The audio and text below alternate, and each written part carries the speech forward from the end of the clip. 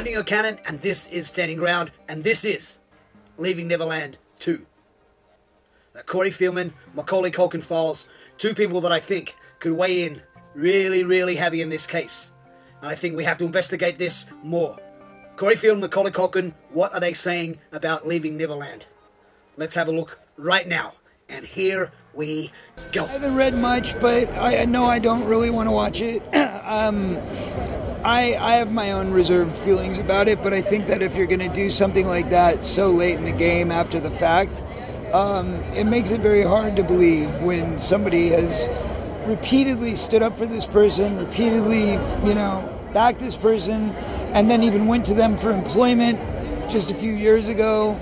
It's very hard to believe that all of a sudden this entire perspective has changed. It doesn't feel right to me. I was friends with Michael. I don't know anybody from our group of friends that ever saw him in that way. And to hear these sudden reports that just came out of nowhere after a guy literally was handed his life. I mean, he handed him his life, gave him everything. So it feels like a big stab in the back. But, it could be true. It could be true. I don't know. I wasn't there from my own experiences. That's not the guy I knew. But God forbid there's any truth to any of it. And if there is, then I'm very sorry for anything anybody experienced. But at the same time, it's pretty out there. It's pretty out there. It's almost easy to try to say, oh, it was like weird or whatever, but it wasn't, because it made sense. Like we were legitimate. Like, here's the thing: at the end of the day, we were friends. In the most simple, and he was a child kind of, in many ways too. He didn't. But also, like, we were just like. It's like one of my friendships that people question only because of the fact that he was the most famous person in the world. Like, like I'm friends. We're friendly. You know what I mean? And the more people wouldn't question that. Because we're friends. Because we're in the same age. You don't have to explain that. Also, you don't have to explain your friendships to people. Like, I mean, seriously, how many friendships have you had to really explain to people? Not many. That's what I'm saying. Like, it's just like... I think maybe do you think the age gap is probably why they question? Yeah, why exactly. would an older man... But only you would know. Because what I said in the very beginning is that I was a peerless person. I was like, nobody else in my Catholic school even had this much idea of what I was going through. Or what he was the kind of person who'd been through the exact same freaking thing and wanted to make sure that I wasn't alone in that kind of. Was he fun? He was awesome. He was hilarious. He was sweet, and people didn't know how funny he was. So you see what Macaulay Culkin and Corey Feldman had to say about this movie. I mean, this is just very fresh. It's very new, and you can see Corey Feldman. He's saying it wasn't my experience with Michael Jackson. It's not the Michael that I knew. And it definitely didn't happen to the circle of people around me with Michael Jackson. Macaulay Culkin, the same deal. Now, here's the thing about Corey Feldman. Corey Feldman's come out and he wants to expose pedophilia in Hollywood. And it's been all over the YouTube, it's been all over the news. But you know what I find very strange? Is none of these interviewers are really taking him seriously. I mean, if anyone comes out and saying, hey, I was molested, I was raped, the police would be on that in a second, and the person would be locked up and thrown in jail, and it would be huge. But he's come out on national television and saying, this has happened to me. I'm the victim here. And what seems to happen all the time, he's the one that gets the finger pointed at and going, hey, well, you've got to name these names. Do you know how difficult that is? Do you know the scrutiny Corey Feldman is getting because they're saying, hey, for example, let me give you an example right now. Matt Lauer from the Today Show. Now, 2017, Corey Feldman was on the show. He got invited to come to the Today Show, and Matt Lauer was the interviewer. And you know what he did? He attacked him. He basically attacked Feldman and saying, well, it's on you, buddy. That's what he was saying. You've got to expose these names. Hey, why haven't you taken this to the police? Why are you not saying these names now? We have the ability to let our voices be heard and break the dam of silence. Corey Feldman once again opening up about the dark side of the spotlight.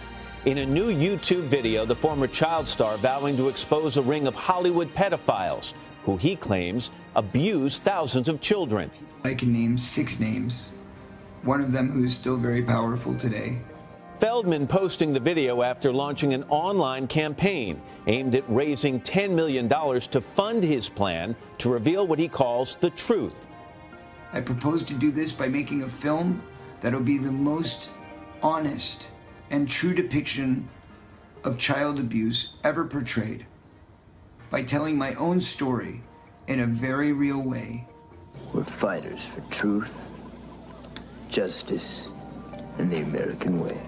A 1980s teenage heartthrob, Feldman became best known for his roles in movies like The Goonies, The Lost Boys, and Stand By Me. Keep me on TV. Sure, we'll be heroes. But along with the fame, Feldman says he learned firsthand about Hollywood's big secret, a secret he tried to reveal without naming names. I can tell you that the #1 problem in Hollywood was and is and always will be pedophilia. And they're some of the richest, most powerful people in this business. And children aren't supposed to handle that sort of stuff. Humiliation. I know, I've been through it. But that's all over now. Feldman has long claimed as young actors he and fellow child star Corey Haim were molested by older men in the entertainment industry. Allegations he also wrote about in his 2013 memoir, Choreography. I've been living in fear and been living with this my entire life. But this morning, Feldman's latest proclamation drawing criticism from Haim's mother, Judy, who tells NBC News she wants her son's name left out of it, saying, quote, if he finally decides to release names and tell the world who they are, for the sake of more victims, I'll be 100% behind him. But if he's waiting to release the names in the movie, I don't support that. He doesn't need $10 million to do it. And Corey Feldman joins us now live. Corey, good morning. Good to see you. Good morning, Matt. You reacted to that comment sitting here. I'll get to that in a second. This is very personal for you. Yes, it's very emotional. It's something you've talked about for years. Let me start by asking you, how prevalent is what you're talking about in Hollywood today? I believe there's a lot of darkness in Hollywood right now, and I believe it's been there for quite some time. And as we've seen with the Harvey Weinstein scandal, it continues to unfold. New names come forward every day. Now there's names of misconduct with Kevin Spacey, with this, child actor who came forward today. It's going to continue unraveling. This is just the beginning. It's just the tip of the iceberg. So everything you're seeing is building up to what I believe is going to be a dam breaking open. So let me talk about this Corey's Truth effort. You want to raise $10 million. You want to produce and direct this documentary. It's not a documentary. It's a film. I need to stop you there. It is a film. I want to make a feature film, which is why we need the budget that we need. There's actors, there's scripts, there's special effects. Is it going to involve real people, real names of people active in Hollywood right now? It will be a very true story. We will have every name that everybody that affected my life. I'm going to give the perspective that I can give, what I viewed, what I experienced from a first-hand account. In all fairness, though, we've been down this road before with you, and you have promised in the past to name names. Never. In your book, you said, when you were talking about your book, you said you were going to blow the lid off of this. This is why I'm doing this, because when I wrote my book, the publishers prevented me from writing the names down. That's what I meant by we were down this road before. Yeah. We didn't get the names we were promised last time. Which is why I'm taking the matter into my own hands, and this is why I need America's support. I need the world's support, because I must make a film with no executives, no VPs, but why do you need $10 million? Film students make movies for fractions. Well, that's a film student. We're talking about a theatrical release. We're talking about I'm going to four-wall the theaters, I'm going to self-distribute, self-market, make the film, and hire a team of attorneys who are going to protect me and the film when everybody comes after me. You've raised just under $200,000, correct? Okay. Is that about right? So it's going to take a long time to raise $10 million. We've got 2 months. And you've just told me that this is still prevalent in Hollywood. So every day you wait, every day you try to raise money, I would imagine you believe that children are being abused by pedophiles in Hollywood. Absolutely. So why are you sitting down talking to me? Why aren't you sitting down with the police right now? I've told the police. In fact, if anybody wants to go back to 1993 when I was interviewed by the Santa Barbara Police Department, I sat there and I gave them the names. They're on record. They have all of this information, but they were scanning Michael Jackson. All they cared about was trying to find something on Michael Jackson. Who you said, by the way, did not abuse you. Who Michael was innocent, and that was what the interview was about with the police in 1993. I told them he is not that guy, and they said, well, maybe you just don't understand your friend. And I said, no, I know the difference between pedophiles and somebody who's not a pedophile because I've been molested. Here's the names. Go investigate. And let me push this forward. There are thousands of people in Hollywood who have this same information. Why is it all on me? me? Why is it if I don't release the names in the next 2 months, 6 months, or a year, I'm the bad guy? I'm the victim here. I'm the one who's been abused. I'm the one who's trying to come forward and do something about it. But Hold on, please, I'm sorry. There are thousands of people out there, Matt, who have this information. Any one of those child actors that went to the teenage soda pop clubs with me when I was a kid know who those people are and the people who ran it. Anybody can go back through history and look at the teen magazines and say, what was the name of that venue they were all promoting and who ran that venue and who endorsed it? You've said you've had death threats. Yes. Because you have this information and have threatened to expose it. Another reason, I think, to go to police, that's a crime to threaten someone's life. I've gone to the police with that as well. And what would be wrong with going to the police now again? Didn't work out in Santa Barbara. There's a statute of limitations, Matt, in the state of California, which protects people. It's not that way in New York. It's that way only where the movie industry is, conveniently enough, in California. That's the seriousness of this. You cannot, because if I were to go to the police, I would be the one who's getting sued. Henceforth, I need a team of lawyers and I need a team of security to be around me at all times to keep me safe so I can get this message done. Real I'm not playing around. It's serious stuff, and I vow I will release every single name that I have any knowledge of, period. And nobody's going to stop me this time, as long as people support this. Corey Feldman. Absolutely. Thank you very much. Thank you, sir. It. Thank you. And you know what? He had taken him to the police. In 1993, he took him to the Santa Barbara police station and he sat down. And I've listened to the tapes, and we'll get some of the tapes on here, and you can hear the audio. And they're basically just laughing at him. Well, I've been a victim of molestation. So you know what I'm talking about? I know exactly what you're talking about. You feel guilty, you feel horrible. Mm-hmm. Feel like you're involved. Believe me, the person who molested me, if this was him, you know, that did that to me, then this would be a different story, because I would be out there up front, you know, doing something immediately to have this man given the what was due to him. But the information that we got was that John, is it Grissom, was your assistant, and that when Michael started paying a lot of attention to you and you started spending time with Michael, that he got angry and jealous, basically, because you were hanging out with Michael and not with him. Did I hit a sore spot?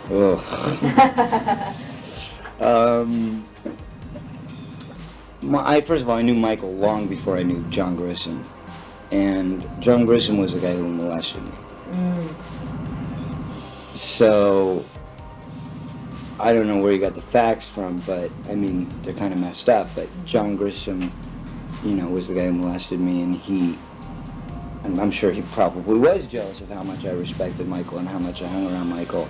And if in fact he may have thought anything was going on with Michael, I could imagine how a sick person like that would think, and would think that, you know. How old were you when that happened? 15.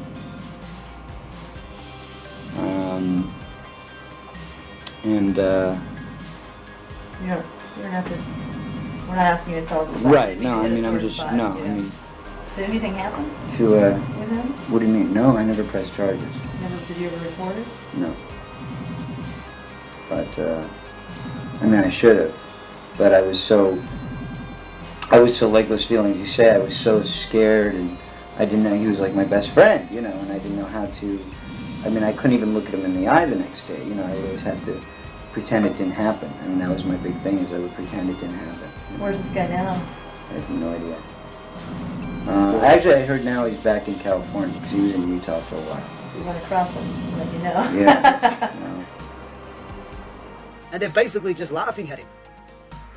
Now, this is really ridiculous. And Matt's saying, well, because see, Corey Feldman's making a movie, right? It's a Corey Feldman project, and he wants to raise $10 million to make this movie about Hollywood. And it's not a documentary.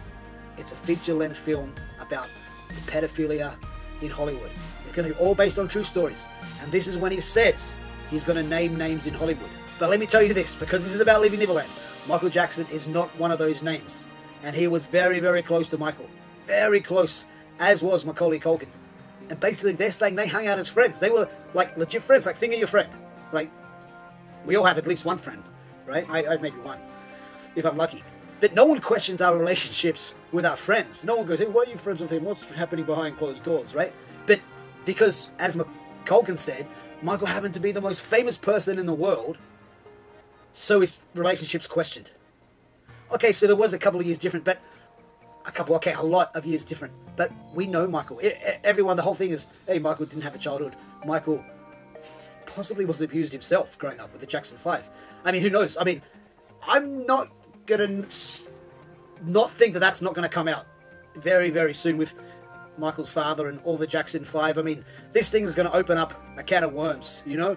And I think it's only the start. I mean, we're in 2019. I mean, I think this is a very, very important year leading into 2020. I think 2019 is a year when, and look, we're already into February, and already all this is coming out. I mean, they're really just tearing down the walls. I think we're going to see a lot more of this, and I think this is just the start of the breakdown of Hollywood and a lot of other dark, dark secrets that are hidden within the world. I'm not talking just Hollywood, I'm talking about secrets of the world. But back to Neverland, that's another show. So Matt's attacking him for saying he wants to name names. And you know what? No wonder Matt was attacking him on the Today Show, because not long after that, Matt Lauder was accused and fired from the Today Show for inappropriate sexual actions to work colleagues in the workplace. And who knows what else. That's only what they're telling us. You see, so, and I've got to think this whole leaving Neverland case with them wanting to persecute Michael Jackson long after that he's passed away has to be a lot more. Things are not, they're definitely not as they seem anywhere. Because remember 9/11 when, of course you remember 9/11, and they said that the weapons of mass destruction, that's why we're going to go in to Iraq, and that there was no weapons of mass destruction. They just made that up, right? And that now has come out. That's true. There was no weapons of mass destruction, but there was a cause and effect. You know, problem, reaction, solution. You create a problem, you come up. Oh, reaction is that's outrageous. Oh my God! And then you come up with a solution. This is how we're going to fix it. But that's all come from the one person. They've created the problem. They're expecting a reaction from the general public, and they are going to come up with a solution. You see, so there's a lot more that we even can comprehend. I mean, I think this goes... No, I know this goes deep, deep, deep to even what we can comprehend right now. It's not just on the surface, as we see two boys accusing Michael that were friends of Michael, and Michael basically gave them their life. He gave them dancing, he gave them a career. And then when things don't go right, and someone... I mean, who knows? Is this MK Ultra? I'm just putting that out there. I'm not saying I believe this, but is it MK Ultra? Did they go through a program, the Monarch program, where they've been brainwashed and they've had implanted memories? Who knows? What I'm saying is this goes very, very deep, and I think on the surface level that we've been told is only the surface level. So it's going to be very interesting. I think Corey Feldman and Macaulay Culkin, I think, are going to have a lot more to say on this topic, and I think the Jackson estate would be probably very well... Well, I think the Jackson estate really should, you know, contact Corey Feldman and Macaulay Culkin to really help defend their family member, Michael Jackson. So let's see what's going to happen in the next couple of weeks. You know, let's see. I mean, there's actually a petition out now to stop Leaving Neverland to actually get onto HBO. I mean, that might just happen. I mean, power to the people, and the people want peace. Chuck D. I mean, it could happen. I mean, if the cause is great and people can rally behind it, I mean, I really want to see this documentary. I really want to see it, because then I want to make an open judgment, right? So I am open to judgment, but here we've got Corey Feldman, Macaulay Culkin, who would know Michael Jackson better than me, better than you, and better than most people out there. And he said Michael Jackson never touched them like that. They were just hanging out and they were just friends. So there it is. I'm calling this Leaving Neverland 2, the Corey Feldman, Macaulay Culkin case. What's your take on it? This is Standing Ground, and I'm Dingo Cannon, and please, if you like this video or anything we've got up at all on the Dingo Films, please hit the subscribe button. That would be awesome. And remember, the future is an idea. Imagine it. Yeah.